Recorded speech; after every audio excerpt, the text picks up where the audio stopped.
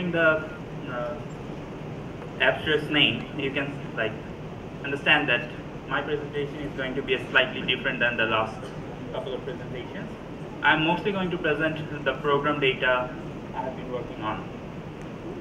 So, about the Bangladesh scenario, we still have around 6 million children under age of 5 are stunted, and 2.5 million are being wasted, and 5.5 million are underweight.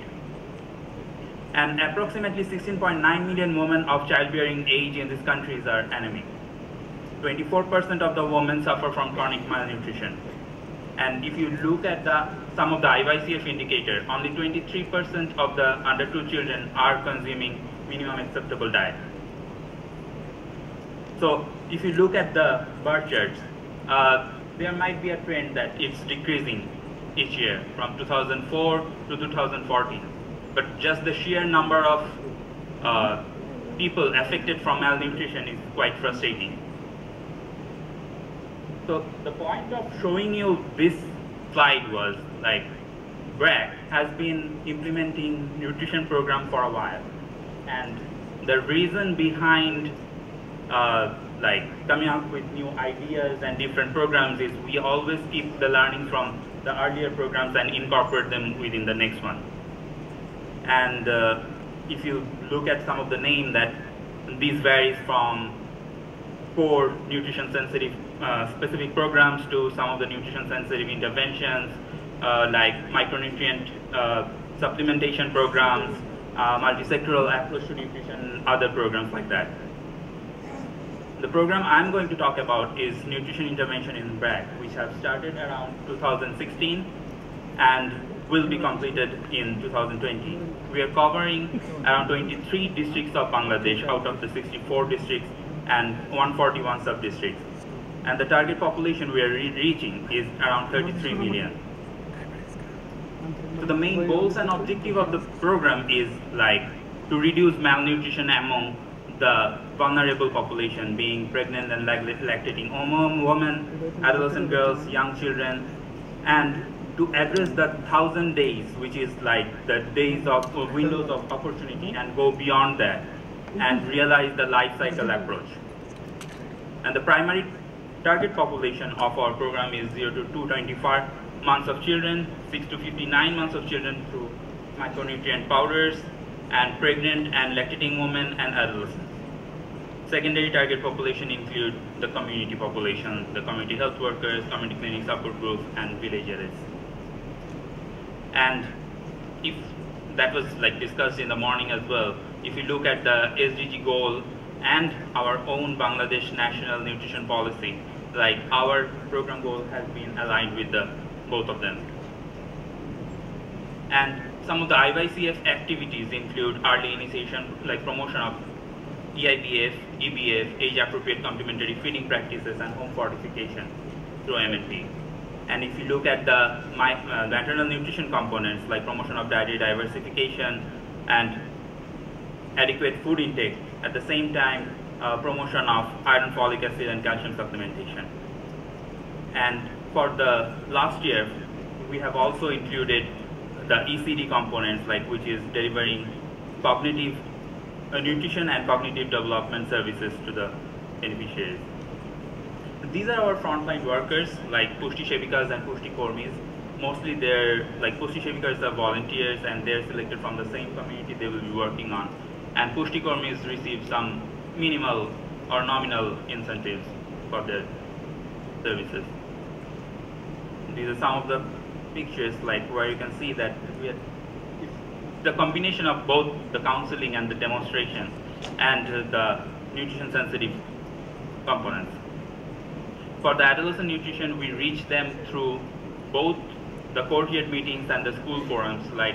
The reason behind separating these two platforms or service provision method was we wanted to reach through the school forum those who are going to the school, and those who's not that lucky and don't go to the school, we will reach them through the courtyard meetings. And there is a picture of the dietary chart that usually we provide to the adolescents. And I was saying before that always carry the learning from the last or the previous interventions to the next one. And if we look at what we used to implement in 2012 through Alive and Thrive projects, like it was almost a 12 component or 12 touch for the beneficiaries for 0 to 24 children. We used to reach them 12 times during those 24 months.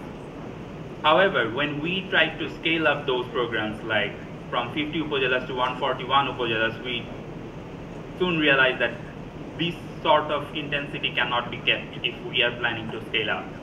So we have remodeled our current program into a different mode. And if you look at the results, like when it was during 2012, and the program had a very intensive and rigorous approach to the nutrition activities. The nutrition or the core IYCF indicator was for EBF, almost 89% of the beneficiaries were practicing exclusive breastfeeding, and for EIBF, for the EBF it was 88%, and for EIBF it was 89%. But then again, when we went for the scale up and did the baseline for the whole 141 upajala, we have seen some difference. But over the years, during the implementation, we have improved some of the indicators. But one indicators I would like to mention is for the minimum acceptable diet. The dietary diversity for the 6 to 24 months of child are still quite unacceptable in Bangladesh. We are still heavily relying on cereal-based food, and because of the dietary diversity, you can see that only 38% of the population, 7 to 24 months of children, are consuming minimum acceptable diet. If you compare it to the national data, which is around 23%. So these are again some of the indicators. During 2017, almost 591,000 children initiated breastfeeding within the first hour of delivery. It's 85% of the total beneficiaries who have received the counseling on EBF and EIBF. And for the EBF, almost 4,47,185 children who were exclusively breastfed. Similarly, 2,79,68,000 sachets of micronutrient powders were provided or distributed among the children under 5 years old. And if we look at the dietary diversity of score of pregnant women and adolescents, 5 or 5 plus, almost 51% of the pregnant women who were counseled are consuming 5 or more food groups within their diet. And if I have to talk about the challenges, I already mentioned the lack of variety of food for the young children, that's still a big concern. And we also incorporate the wash component within our BCC materials and the communication process, the counseling process. And we have seen that young children are still not supervised properly during the feeding period. And poor frequency of the feeding, as well as food restrictions during episodes of illness, is quite a concern. And as we are reaching the adolescents through courtyard deliveries, courtyard sessions and school forums, we have been seeing that adolescents tend to skip their breakfast when they're going for the schools. And we're still trying to somehow fix it.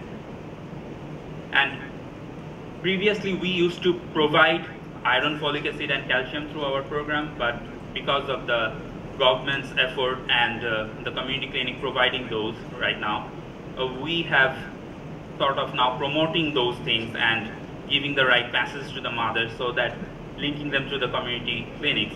However, the supply remains a concern, and sometimes because of the lack of supply, mothers are not consuming iron, folic acid and calcium.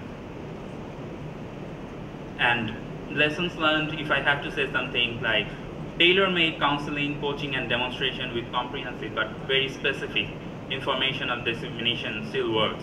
And acceptability of the community health workers, just because we are taking them from the same community, and it helps with the quality of the service provision and the communication they do. And creating supportive environment through our social mobilization activities have facilitated better practice in the community. Thank you. Thank you, Dr. Chowdhury. The paper is open for discussion.